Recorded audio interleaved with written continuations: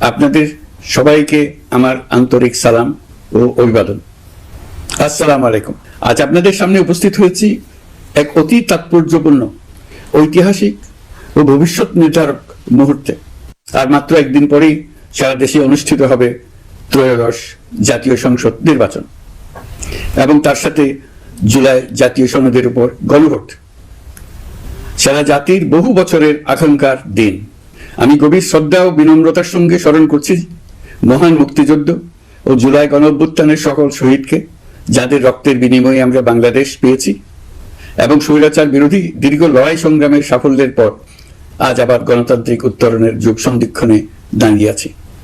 আপামর জনগণের, বিশেষ করে জুলাইয়ের যোদ্ধাদের আত্মত্যাগ ছাড়া এই নির্বাচন, এই গণভোট কোনোটিই সম্ভব হতো না।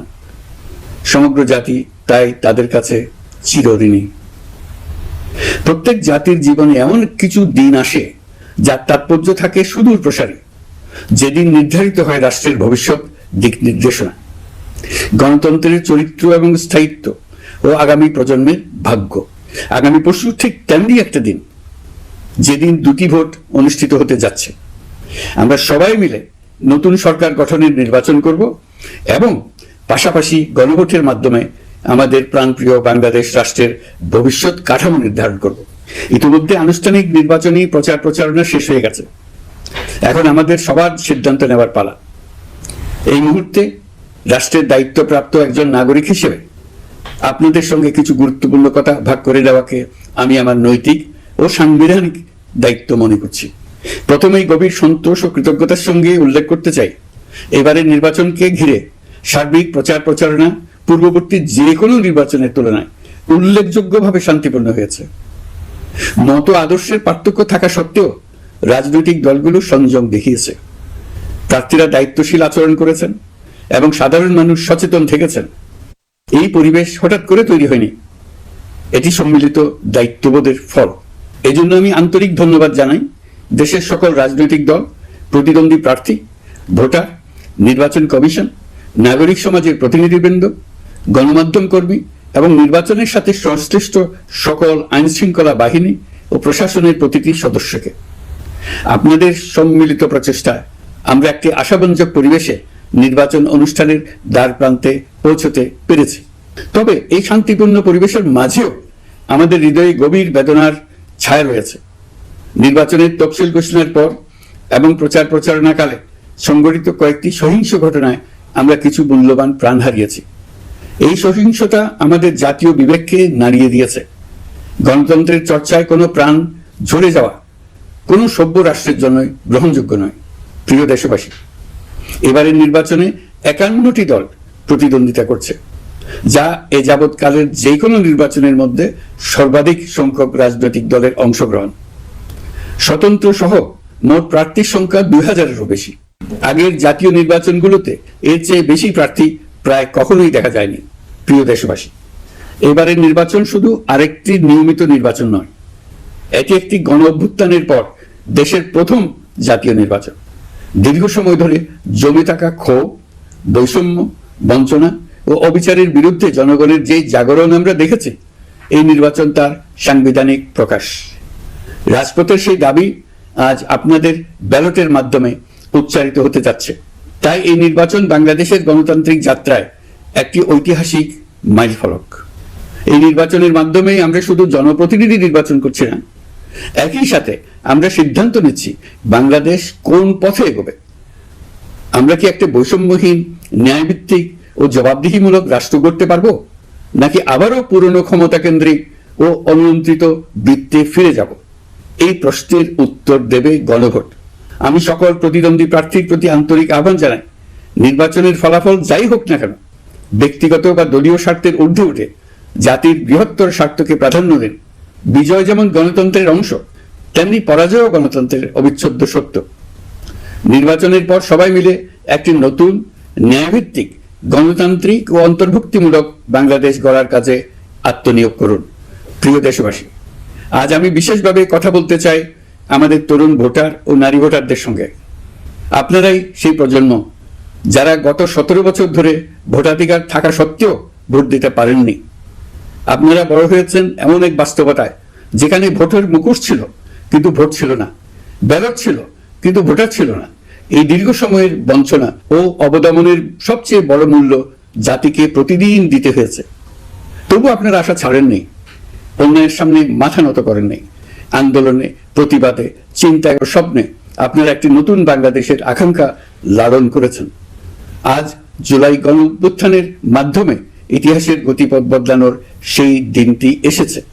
বিশেষ করে আমাদের নারীরা মুক্তিযুদ্ধ থেকে শুরু করে বাংলাদেশের সবকটি গণ আন্দোলন, পরিবার থেকে রাষ্ট্র, সবখানেই শক্তি হয়ে দাঁড়িয়েছেন।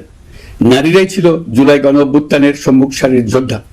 নারীরাই এই দেশের অর্থনীতির অন্যতম চালিকা শক্তি। বৈদেশিক মুদ্রা আয়ের শক্ত ভিত, ক্ষুদ্র ঋণ, কুটির শিল্প, নারী উদ্যোক্তা, এই শব্দগুলোর পেছনে আছে পরিবর্তনের গল্প, পরিবার ও সমাজে স্বাবলম্বী হবার গল্প। আপনারা ঘরে, রাজপথে সমানভাবে সংগ্রাম করেছেন, সন্তানদের ভবিষ্যৎ আগলে রেখেছেন, সমাজকে টিকিয়ে রেখেছেন, অথচ রাষ্ট্রীয় সিদ্ধান্তে নিজেদের মত প্রকাশের সুযোগ থেকে দীর্ঘদিন বঞ্চিত হয়েছেন। এই নির্বাচন আপনাদের জন্য এক নতুন সূচনা।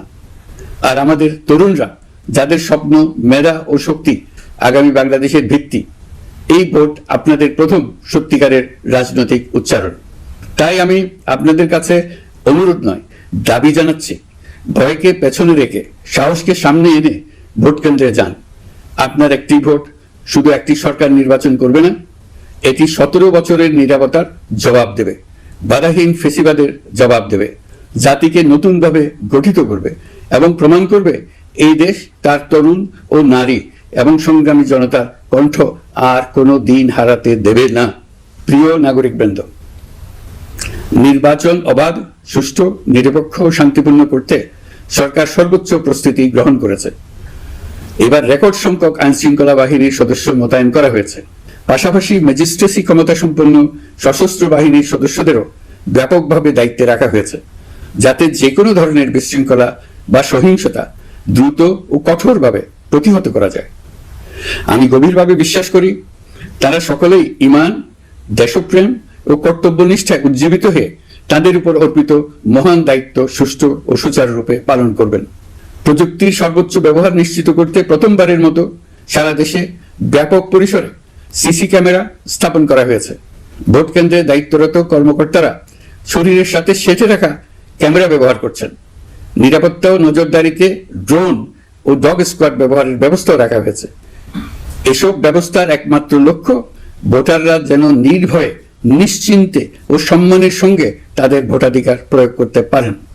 এই নির্বাচনকে আরো অন্তর্ভুক্তিমূলক করার জন্য আমরা কিছু ঐতিহাসিক পদক্ষেপ গ্রহণ করেছি। প্রথমবারের মতো প্রবাসী বাংলাদেশিদের ভোটাধিকার প্রয়োগের সুযোগ সৃষ্টি করা হয়েছে। বিশ্বের বিভিন্ন প্রান্তে বসবাসকারী আমাদের ভাই বোনেরা দেশের ভবিষ্যৎ নির্ধারণে অংশগ্রহণ করতে পারছেন। এটি আমাদের গণতন্ত্রের পরিসরকে আরো বিস্তৃত করেছে। আমাদের এই নতুন অভিজ্ঞতা অন্যান্য দেশে প্রচলনের জন্য ইতিমধ্যে কয়েকটি দেশ আগ্রহ প্রকাশ করেছে এবং আমাদের অভিজ্ঞতার প্রতিটি ধাপ তারা পর্যবেক্ষণ করছে। একই সঙ্গে দেশে অবস্থানরত সরকারি কাজে নিয়োজিত ব্যক্তি, আইন শৃঙ্খলা বাহিনীর সদস্য এবং আইনি হেফাজতে বা কারাগারে থাকা যোগ্য নাগরিকদের জন্য পোস্টাল ব্যালটের মাধ্যমে ভোট প্রদানের সুযোগ দেওয়া হয়েছে। এটি প্রমাণ করে রাষ্ট্র কাউকে বাদ দিয়ে নয়, সবাইকে সঙ্গে নিয়েই এগোতে চায়। ভোটাধিকার কারো দয়া নয়, এটা আমাদের সংবিধান প্রদত্ত মৌলিক অধিকার। এই অধিকার প্রয়োগের মাধ্যমেই আমরা ঠিক করি আমাদের ভবিষ্যৎ কোন পথে যাবে। একটি অবাধ ও সুষ্ঠু অংশগ্রহণমূলক নির্বাচন নিশ্চিত করা শুধু সরকারের দায়িত্ব নয়, এটি রাষ্ট্রের প্রতিটি নাগরিকের দায়িত্ব। রাজনৈতিক দলগুলোর প্রতি আমি অত্যন্ত স্পষ্টভাবে বলতে চাই, আপনারা দলের কেন্দ্র থেকে তৃণমূল পর্যন্ত সর্বস্তরের নেতাকর্মীদের দায়িত্বহীনভাবে নির্দেশ দিন যেন কেউ কোনো ধরনের বিশৃঙ্খলা, সহিংসতা, ভয়ভীতি প্রদর্শন, কেন্দ্র দখল, ভোটে প্রভাব বিস্তার